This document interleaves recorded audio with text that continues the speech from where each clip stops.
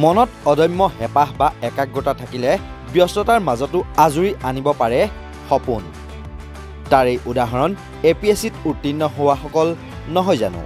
হয়, অনুসূচিত জাতি অধ্যুষিত অঞ্চল ঘোঁৰাঠালৰ ধ্ৰুৱজ্যোতি দাস হ'ল আবকাৰী বিভাগৰ অধীক্ষক। সদ্য ঘোষিত APSCত উত্তীৰ্ণ হৈ নলবাৰীৰ ঘোঁৰাঠাললৈ গৌৰৱ কঢ়িয়ালে ধ্ৰুৱজ্যোতি দাসে। নলবাৰী জিলাৰ উত্তৰ বৰক্ষেত্ৰী মৌজাৰ ২ নং ঘোঁৰাঠাল গাঁৱৰ ৰঞ্জিত চন্দ্ৰ দাস আৰু মামণি দাসৰ পুত্ৰ অত্যন্ত মেধাসম্পন্ন ধ্ৰুৱজ্যোতি দাসে অসম লোকসেৱা আয়োগৰ পৰীক্ষাত অৱতীৰ্ণ হৈ আবকাৰী অধীক্ষক পদত উত্তীৰ্ণ হৈ সফলতা লাভ কৰিছে। মই খান গ্লোবেল ষ্টাডিজত খান ছাৰৰ তাতে এটা অনলাইন কোচিং লৈছিলোঁ, সৰুকৈ 10,000 এটা কোচিং লৈছিলোঁ। সেইটোৰ পৰা বহুত লাভান্বিত হৈছোঁ আৰু ইউটিউবতো বিভিন্ন ধৰণৰ চেনেল আছে, তেওঁলোকৰ পৰাও মানে বহুত ধৰণে মই লাভান্বিত হৈছোঁ আৰু সেইকাৰণে তেওঁলোকক মই এই আজি চেনেলৰ যোগেদি খান ছাৰে যদিও নাপায় তথাপিতো মানে ধন্যবাদ জনাইছোঁ মানে। হয়, আৰু মই ডেইলি বেচিছত যদি পঢ়াৰ কথা কয় তেতিয়াহ'লে এইটো গড় হিচাপত 4 to 5 hours মান পঢ়িছিলোঁ মই, কাৰণ মই অলৰেডি মই চাকৰি কৰি আছোঁ থাৰ্ড গ্ৰেড হিচাপে চেল টেক্স ডিপাৰ্টমেণ্টত জুনিয়ৰ এছিষ্টেণ্ট হিচাপে কৰ্মৰত কৰি আছোঁ। গতিকে মই ইমান সময় নাপাওঁ, তাৰে মাজতে 4-5 ঘণ্টা পঢ়িছোঁ। আৰু আজিৰ যুগত নৱপ্ৰজন্মসকলেও মানে এই যে ডিজিটেল যুগ, ইনফৰমেশ্যনৰ যুগ, এই যুগত তেওঁলোকক মই এইটো কথাই ক'ম যে ইনফৰমেশ্যনৰ বা নলেজৰ কোনো অভাৱ নাই আজি। গতিকে তেওঁলোকে যদি ভাবে যে আমি কিবা এটা জীৱনত হ'ম বা সক্ষম বা এই কম্পিটিটিভ এক্সামত যদি দিবলৈ বিচাৰে তেতিয়াহ'লে তেওঁলোকৰ মানে কোনো ধৰণে একো হেঙাৰ হ'ব নোৱাৰে বা পইচা পাতি নাই বা কোচিং ল'ব নোৱাৰে, তেনেকুৱা নহয়। আৰু নিজে পঢ়িও তেওঁলোকে মানে সক্ষম হ'ব পাৰে বুলি মই ভাবোঁ। আৰু মই এই এক্সাইজ ডিপাৰ্টমেণ্টত আবকাৰী অধীক্ষক হিচাপে কৰ্মৰত হৈ তেওঁলোকৰ যিখিনি কৰণীয় কাম আছে সেইখিনি গোটেই কৰাৰ উপৰিও মই নৱপ্ৰজন্মৰ বাবে কিছু কাম কৰিম বুলি ভাবিছোঁ আৰু মই মানে লাহে লাহে তাৰ পৰা কাম কৰি যাম বুলি ভাবিছোঁ। সন্তানৰ এই সাফল্যত উৎফুল্লিত হৈ পৰিছে ধ্ৰুৱজ্যোতিৰ পিতৃ মাতৃও। মনৰ আনন্দত পুত্ৰক মিঠাই খুৱাই হৰ্ষোল্লাস কৰে পিতৃ মাতৃয়ে। আনন্দিত হৈছোঁ, ক'বলৈ মোৰ একো ভাষা নাই। মই বহুত মানে ভাল লাগছে, যিমান আমি কষ্ট কৰিছোঁ আমাৰ পৰিয়ালটোৱে ল'ৰাজনৰ লগত, সেই কষ্ট হিচাপে আমি ফলটো পাইছোঁ। এইখিনিয়ে মোৰ ক'ব লাগে। মই আৰু কি ক'ম আৰু ভাবছিলোঁ ভঙা বজাতে আমাৰ মানে ভাঙা চিঙা ঘৰ, আমি ঘৰতে ভালকৈ বান্ধিব পৰা নাই। যদিও দেউতাকে এটা সাধাৰণ চাকৰি কৰে, কৰিলেও মোৰ পৰিয়ালটো ডাঙৰ। মোৰ আৰু পঢ়ি আছে, মোৰ ল'ৰা ছোৱালী বেলেগকৈ পঢ়ি আছে, ডক্টৰো পঢ়ে এটা ছোৱালী। এনেকৈ চলি আছোঁ আৰু মানে আকৌ এটা কৰিব পৰা নাই। চলিকেইটা পঢ়ি আছোঁ, ঘৰ দুৱাৰ বান্ধিব পৰা নাই, এনেকৈ চলিছোঁ।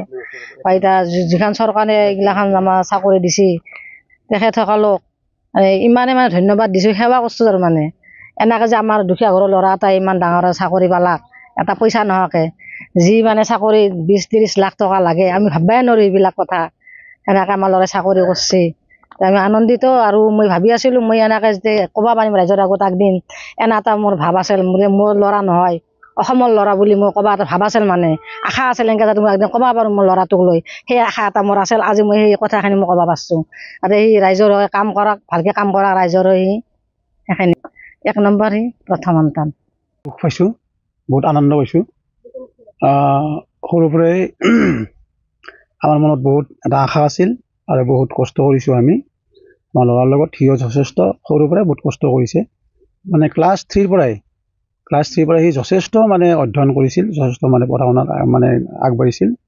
আৰু আমিও যিমানখিনি পাৰোঁ তাৰ লগত লাগি আছিলোঁ। মানে কেতিয়া এনেকুৱা হৈ যায়, তাৰ মানে খোৱাৰ সময় নহয়, কাপোৰ পিন্ধাৰ সময় নহয়। মানে ৰাতিপুৱা গা পা ধুই উঠি টিউশ্যনত গৈ আকৌ টিউশ্যনৰ পৰা আহি কিনে খাব, বা মাকে ভাতকেইটা খুৱাই দিয়ে, মই কাপোৰ জোতা পিন্ধি দিওঁ, ঠিক তেনেকুৱা।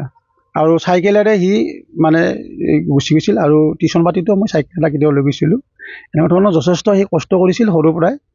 আৰু আমি এটা আশা কৰিছিলোঁ যে সি একদিন ডাঙৰ মানুহ এজন হ'ব, আৰু সেইমতে সেই ফল ঈশ্বৰে তাক দিছে।